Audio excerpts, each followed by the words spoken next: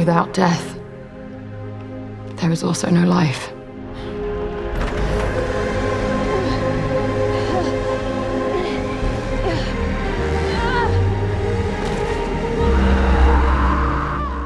The film begins with a haunting image of a deserted cave. This mysterious place seems insignificant at first, but its secrets hold the key to the story, only to be revealed at the very end. We are then introduced to Abby, the central character. She shares an unbreakable bond with her sister Beth. After the death of their mother, the sisters clung to one another, with Beth stepping into the role of both sibling and mother figure for Abby. Though their father is still alive and deeply cares for them, it is Beth's presence that means everything to Abby. But tragedy soon strikes. Beth is diagnosed with cancer.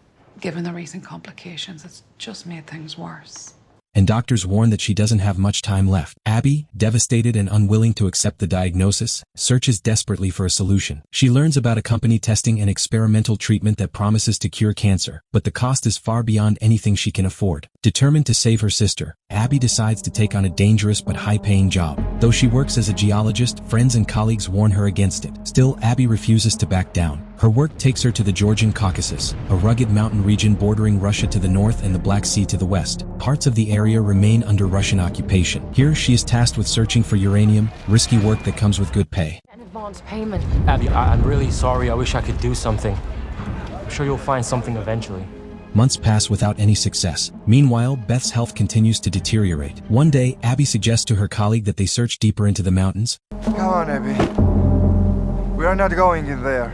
But he refuses, reminding her that beyond lies Russian territory where they have no permission to go. Frustrated, Abby receives a call from her father, who is angry at her for taking such dangerous risks. But she has no other choice. She needs money, and without any advance payment from the company, she feels trapped. The following day, after yet another failed attempt, Abby insists on venturing into the nearby forest. Her colleague warns her of wild animals and refuses to join, but Abby is undeterred. She demands his gun and pushes forward on her own. Inside the forest, an eerie silence presses down on her. That's when she notices something unusual, a strange black stone lying on the ground. Compelled by curiosity, she picks it up. It looks unlike anything she has ever seen. Back at camp, she secretly studies the stone, convinced it could be valuable enough to pay for Beth's treatment. She hides it from the company. Just then, her father calls again with devastating news. Your sister's in so much pain. Beth's condition has turned critical. Realizing she must return home immediately, I need to go home. Right now. Abby tells her colleague she may not be back, then boards a helicopter to leave the area. During the flight, the pilot shares how he once lived in these mountains with his family, before Russian forces seized control 15 years earlier. Moments later, Abby notices something strange in the sky. At first, it looks like a flock of birds, but it quickly becomes clear it is not. The mysterious object collides with the helicopter, disabling its systems and sending it crashing to the ground. When Abby regains consciousness, she is injured. One pilot is already dead, while the other is gravely wounded. She does her best to help him, pressing on his wounds, then tries to call for help on the radio. Hello, can anyone hear us? Only to find it broken. Stranded in a remote wilderness, Abby realizes rescue is unlikely, and fear begins to creep in. She checks the map and sees that the nearest road is about 60 kilometers away. I'm gonna make sure people know we're here. It's gonna be okay. Surviving here seems impossible. She tends to the injured pilot as best as she can and lights a fire, praying someone might notice. But the night passes without help. By morning, the second pilot has died, leaving Abby panicked and utterly alone. Knowing she cannot survive by staying put, Abby gathers supplies from the wreckage, including a gun, and resolves to push forward. She must get back to Beth no matter the cost. As she sets out, she suddenly hears static. Following the sound, she finds a working walkie-talkie among the pilot's belongings. Hello? Though faint, it still carries signals. Using the helicopter's battery, she charges it, and soon, a voice breaks through. John, another crash survivor. Relieved, Abby listens as he explains that his helicopter also went down somewhere nearby. He describes a lake surrounded by dense forest, but reveals his leg is pinned, leaving him unable to move. His long-range antenna is broken, which means rescue is impossible unless someone comes to him. Abby checks her map and locates a lake about 30 kilometers to the north. I think I found your lake. She decides to head there, hoping to use John's radio to call for help. But John warns her not to. He urges her to head south instead, away from danger. Going north, he insists, is too risky, and he doubts his equipment will work anyway. These radios don't reach that far, so you must be close. But Abby refuses. South would take too long, and Beth doesn't have that kind of time. She chooses to risk the northern route. The terrain is unforgiving, harsh, steep, and mountainous, slowing her progress. She'd be heading south. That's the safer bet. John keeps her company over the radio, asking questions. When she mentions she's a geologist, he quickly guesses that she must be searching for uranium, which surprises her. Slowly, Abby opens up about Beth's illness. I'm so sorry, Abby. That's a tough break. John, a pilot himself, hints that he was on some kind of mission, though he avoids explaining further. As night falls, Abby builds a small shelter to rest. Once again, she examines the strange black stone. To her horror, it shifts and changes form in her hand as though alive, or perhaps some kind of advanced technology. The discovery terrifies her. Meanwhile, John remains eerily calm. Despite his injuries and isolation, he shows no fear of death, which unsettles Abby even more. The next morning, she resumes her grueling journey. Exhaustion weighs heavily on her, and John's constant chatter begins to wear her down. Finally, she snaps at him, warning that his endless talking will drain the radio battery. That day, Abby faced yet another challenge, scaling a steep, unforgiving cliff. The climb grew more difficult with every step, and she told John over the radio that she wasn't sure she could go on. His voice was calm as he reminded her that she had already tried, and if she wanted to turn back, he would understand. He even said he hoped her sister would recover. Listen, if you need to turn back, I understand. No. Look, I've come all this way. But when Abby admitted that Beth's condition was not improving, John told her bluntly, "You can't save everyone." I don't need your or anyone else's sensible advice right now.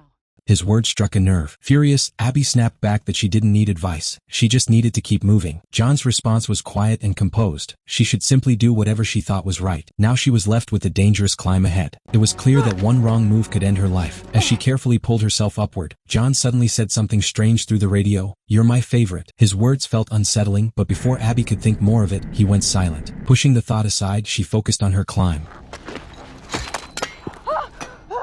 When her knife slipped from her grip and tumbled down the rocks, Abby panicked. She needed something sharp to secure her hold. That's when she remembered the mysterious black stone, its strange ability to reshape. She forced it into a new form, fixed it firmly into a crevice, and used it as an anchor to climb higher. At one point, she even reshaped it into a rope, carrying it along as she continued upward. Her journey wasn't filled with dramatics, but the danger was very real. Each movement carried the weight of survival. At last, Abby reached the mountain's peak. Though shaken, she had little time to rest. Peering through her binoculars, she spotted the same dark objects hovering in the distance. And beyond them, clear as day, stood a military base. Before pressing on, she lit a fire and carved an arrow into the ground, a signal in case anyone came searching. But as she began her descent, John's voice returned. Hey, Abby, you need to be careful. This time, he warned her that she was entering enemy territory. If she crossed into the base, she would be shot on sight. He insisted no help would come from that direction. Fear welled up inside her. And at that exact moment, Abby's foot slipped. She tumbled violently, badly injuring her leg. Gritting her teeth, she wrapped it tightly with cloth to stop the bleeding and pushed forward. By evening, she reached a small village. Snow was falling heavily, the cold biting at her skin. Desperate for shelter, she stepped inside, only to find it completely abandoned. In one of the houses, she searched for food but found only spoiled scraps. Exhausted, she treated her wound and injected herself with morphine to numb the pain. The next morning, Abby woke to a sound outside. Carefully stepping out, she spotted a Russian soldier nearby. Her heart raced. She hid quickly, but the soldier, sensing something, entered the house to search. Abby gripped the gun in her hands. As he stepped inside, fear overwhelmed her. Without thinking, she fired, hitting him in the leg. He hadn't intended to harm her, but instinct had taken over. Taking control, Abby seized his rifle and demanded his bag. To her shock, inside was another stone, just like the strange one she carried.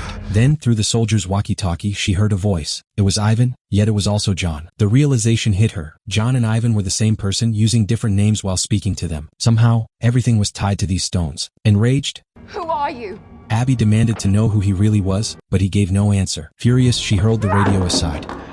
Then she turned back to the wounded soldier. She told him plainly that if he wanted her help, he would have to take her to the base. Across the lake. Lost and injured, the soldier had no choice but to agree. Though they couldn't understand each other's language, they both knew survival depended on cooperation. John, or Ivan, was somehow in contact with both of them, his true intention still a mystery. According to Abby's map, the path led toward the lake. Supporting the soldier as he limped forward, she felt a pang of guilt. She might never have shot him at all, if not for the fear John had planted in her mind about the Russians. At one point, Abby, overwhelmed by frustration, threw her strange stone away. But there was no time to dwell on it, they had to keep moving. The journey soon turned treacherous. The ice beneath their feet weakened, and the soldier plunged into the freezing water. His cries for help pierced the air, and Abby rushed toward him, only to slip and fall into a pit herself. With sheer determination, she managed to pull herself out, shivering and soaked to the bone. She screamed for help, but the silence of the wilderness answered back. Desperate, she stripped off her wet clothes, fighting against the biting cold. I know exactly how you feel right now. Then John's voice returned through the radio. Her fury erupted. She yanked out the battery and hurled it away. I knew that this was the end. But somehow, impossibly, his voice still reached her. It was as though the connection had nothing to do with the radio at all. Exhausted beyond measure, Abby drifted into uneasy sleep. Her dreams carried her back to cherished moments with Beth, moments of comfort and warmth. When she awoke, she was startled by the sound of a helicopter in the distance. Clinging to that faint hope, she gathered her strength, stood, and staggered into the forest, believing perhaps that rescue had finally arrived. But Abby's strength was nearly gone. Pushing forward through exhaustion, she suddenly lost her footing and fell, crashing into a cave. It was the same cave we had seen at the beginning of her journey. Inside, steam rose from a hot spring, and Abby's frail body floated in its warmth. Nearby, the decayed remains of a soldier lay still. His badge carried a name, John. As Abby drifted in and out of consciousness, something strange began to happen. Tiny fragments of the black stone clung to her skin, seeping into her body. Overwhelmed, she blacked out completely. When she opened her eyes, she was no longer in the cave. Instead, she stood in a surreal place where countless stones floated around her, glowing and alive. Then John's voice echoed through the void. The moment you decided to pick up that fragment, you thought it was extraordinary. He explained that 65 years ago, he too had fallen into this place. That was how he had discovered it. Abby began to realize the truth. The crash that started her journey hadn't been an accident. It was deliberate. These stones were no ordinary rocks. They were either an advanced alien technology or a life form so evolved it defied human understanding. They had been on Earth for a very long time, perhaps trapped here or perhaps existing here by choice. Whatever they were, they needed humans. But unlike the aliens of most stories, they weren't cruel or hostile. They didn't forcibly seize control of human bodies. They were something far stranger, something beyond human comprehension. John appeared before her now, his body no longer flesh, I'm a survivor. but made entirely of these stones. He revealed that once he had been dying, but by surrendering himself fully to the stones, he had survived. I'm a survivor just like you, he said. Inside this vast and intricate system, he had merged with them. And now they were offering Abby the same choice. No, I don't want any of this. But Abby refused. She didn't want to be part of something she couldn't understand. She didn't want eternity, or to dissolve into something inhuman. She just wanted to go home. At that moment, the system tried to tempt her. You are home. Around her, visions formed. What are you doing? Her home, her sister Beth alive and smiling, her life restored as if nothing had ever gone wrong. It was perfect, but Abby knew it wasn't real. This was only an illusion, crafted to make her surrender willingly. Still, she embraced the vision long enough to speak with Beth, pouring out the words she had never managed to say. And in that moment, Abby finally accepted what she had been denying all along, that death was a part of life. The alien presence tried harder, urging her to join them, but Abby made her choice. She opened the door to her house within the illusion and stepped out into a snowstorm. The screen flashed. For a moment, it felt as though she had been rescued. And then Abby awoke. She was in an apartment, safe, warm, alive. It belonged to Sergey, an old college friend. He explained that she had been rescued, but Abby's heart still longed for home for her sister. I need to go home. The very next day she returned. Her sister Beth was on her deathbed, their father by her side. Abby sat with them, holding Beth's hand in her final moments. Abby, I'm so sorry. I'm not gonna make it to Christmas. And as Beth took her last breath, Abby was there, with love, with acceptance, and with peace. But this... The film closed on that intimate, heartbreaking scene. It was more than a survival story. It was a delicate balance of science fiction and raw human emotion, alien mysteries woven together with a deeply personal struggle. The Black Stones could be seen as many things: advanced technology and alien consciousness, or even a metaphor for the unknown. But for Abby's story, they represented something more profound. Her struggle against death, her refusal to accept it. No, I don't want this. No, I don't want any of this. Finally, her quiet acceptance of life's most inevitable truth.